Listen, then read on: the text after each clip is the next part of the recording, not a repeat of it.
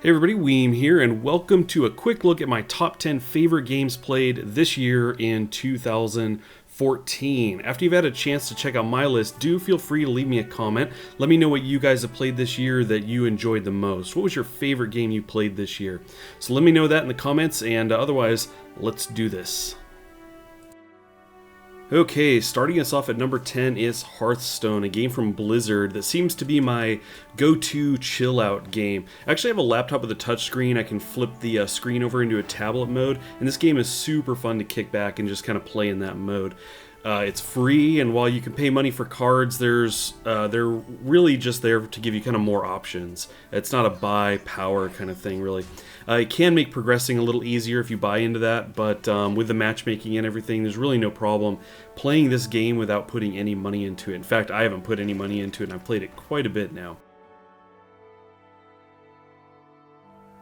Okay, locking us down at number 9 is Prison Architect. There's a lot of strategy in this top-down prison simulator, but what's cool about it is that it's still very much a sandbox environment. That's really kind of the big thing. You build your prison your way, attempting to set things up efficiently, the best way you can. And each time I play, I kind of find myself thinking, okay, next time I'm going to do this, this, and that. And anyway, yeah, every time I play it, I want to play it again and do it even better next time. I actually wasn't really sure I'd be that into a game like this, but right away, once I started playing it, I realized this was exactly the kind of game I was really wanting to play. And I just didn't know it yet. I actually may never have known that I'd be into a game like this, except for my brother sent it to me on my birthday last year. So it's been about a year ago now. And there was really no excuse anymore not to play it, and I'm very glad that I did. Mining our way to number 8 is GNOMORIA. I actually tried this game out one time. I gave it about 20 minutes or so and just kind of gave up. I was like, who could ever learn how to play this game? I didn't know what was going on. But a while later, I think a couple months later, I decided to give it another shot, only this time I went online and watched a 30-minute tutorial video from another YouTuber, and I thought, okay, I got it. Very cool. So I actually jumped in the game, and I think I even watched the video again while I played. And with that knowledge, I was able to jump in and discover just how much fun this game is. There's a lot to do in this game, and more approaches to doing these things than you can imagine. It's actually very similar to Prison Architect in that way. That's a big part of the fun. You kind of got a lot of different things to do and a million different ways to do it. This game, like some others on this list that you'll see, is very rewarding when you get things up and running smoothly. It has moments where you feel like you kind of built up this complex machine, and seeing it run is awesome.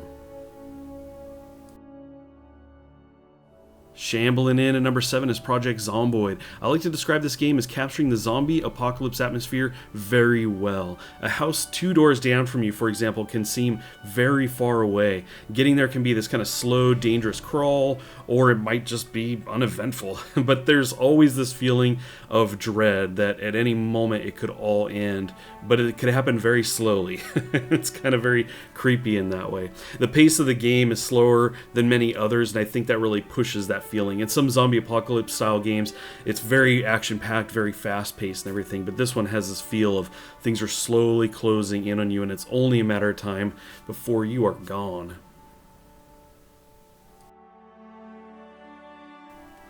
Exploring our way to number 6, we come to Planet Explorers. By far, this is the most popular series on my channel, and the game's always felt too big for its own good. This game actually has in it features you could grab one of and pull out into its own game, or even a tool. It's an ambitious project that's been in the works for a long time, and in fact I played it a lot before it even came to Steam, very similar to Project ZOMBOID. One of my favorite elements of the game is the ability to design and craft your own weapons and vehicles. It's got a lot of other features, but that's kind of the one I kind of gravitate to when I'm in there.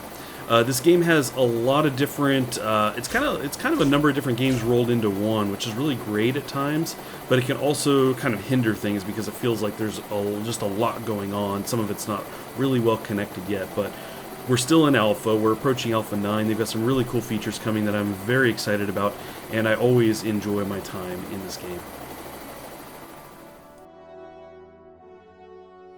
Torching its way to the number 5 spot is Torchlight 2. I was Team Torchlight all the way as the release of this game drew near. It was actually set to arrive around the same time as Diablo 3, and I kind of felt like you needed to choose one or the other. You know, we're not going to get two of these games that are so similar, but Torchlight 2 was my choice. Especially having read things about Diablo 3, I knew I was not going to be into. I love Torchlight, and this version was everything I wanted in a follow-up and more. I made an engineer, and I lived in this game until I beat it. Actually, just could not put it down. Kept making new characters, playing with friends, family, everything. These days I tend to continue playing new characters with friends who are kind of just discovering the game.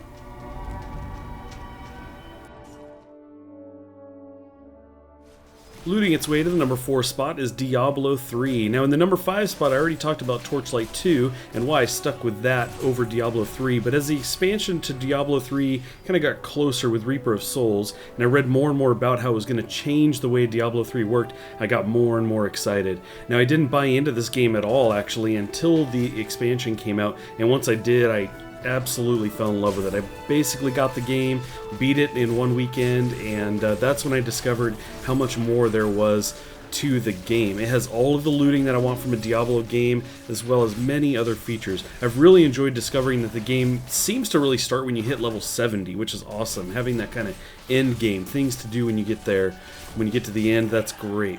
The story is awesome, it was fun to explore, but there's so much to do once you hit the level cap, especially with friends, and these days I seem to be playing it all the time.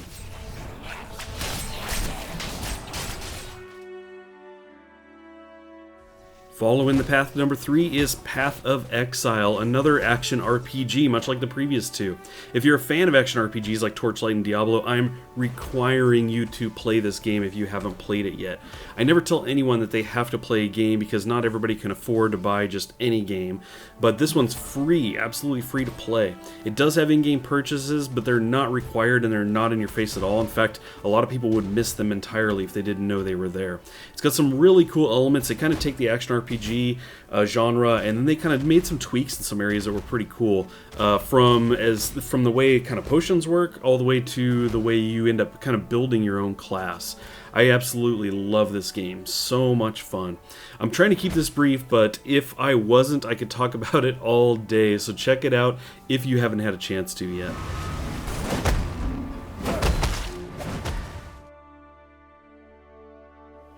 Landing at number 2, we have RIMWORLD, and you guys, I love this game. I like to describe this game with one word. That word is eventful. There's always something interesting going on.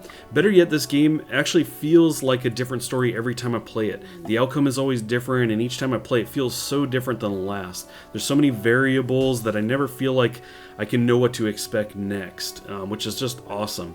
It's very hard not to give this game the number 1 spot, but I had to reserve that spot for a game that has brought me some of the best multiplayer moments I've had in all of my gaming years. But it really was a toss-up. I really had the urge to stick this one at the number 1 spot. So definitely check this out. At the moment, at the time of this recording, it has been greenlit on Steam, but I think he's holding out until he gets to his 1.0 version. We're currently in Alpha 8 or 0.8.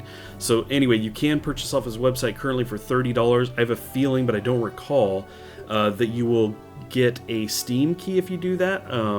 But don't quote me on that. Definitely check out the game though. It's a lot of fun. If you've been watching my channel, you know I've been playing even more of it lately with the latest alpha update. So RIMWORLD, check it out.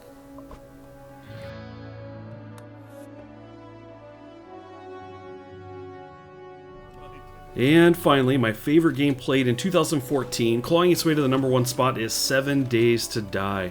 When I first played this, I had a blast playing solo, and even did brief series on it here on the channel. But then one night I had some friends over to play it together, and we had an amazing night of gaming. This game is super fun multiplayer, especially LAN, when you can all be in the same room, kind of yelling at each other and asking for help, and just shouting for help. Get over here! We've had multiple sessions of 12+ hour nights, including some that went 16 hours and more, and we are all engaged and laughing and just having a blast from beginning to end. When I play this game, I will suddenly realize that the sun has come up here in the real world and that maybe I should get some sleep, but I can't because we've been laughing so hard I'm crying. Very much enjoy this game. Check this out if you get a chance, and yeah, that's my number 1 game 2014, 7 Days to Die. Alright, I'm going down here. I got no bullets. Nothing left to lose. So that about wraps it up. Thanks for stopping in and checking out my top 10 favorite games played in 2014. Many of these games actually appeared on the channel at some point, but not all of them. And for those that have, you can see I've got links kind of scattered all over here to episodes I think you might be interested in. Do consider leaving me a comment letting me know what game you played this year that you enjoyed the most. I want to definitely want to check that out. Thanks again for watching as always, and I'll catch you next time.